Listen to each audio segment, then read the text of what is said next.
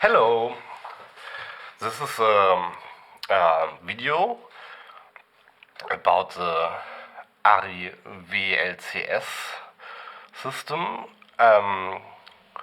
It's not about the new Arri WLCS system like the High 5 or the CU4 or CU3. It's about the older lens control system. About this, the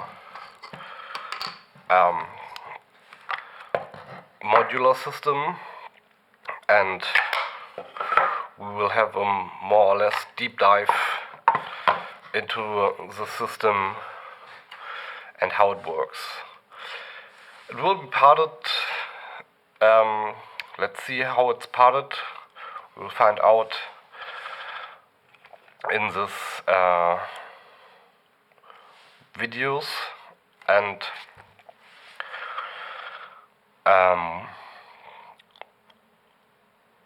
go through the basics, and my personal opinion and all these things. So let's see. For a wireless lens control system, we need three parts. One part is the hand unit. That's this. Then we need a motor control box, and we need some motors, one or two or maybe three, up to your needs. And the basic functionality is that the motor control box, the UMC3a in this case, is on the camera and connected to the motors, and this is interacting with the hand control unit. With the hand control unit you control your motors.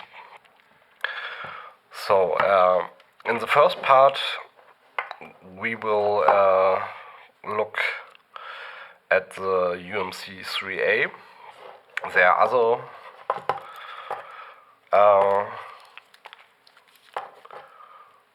motor control boxes, but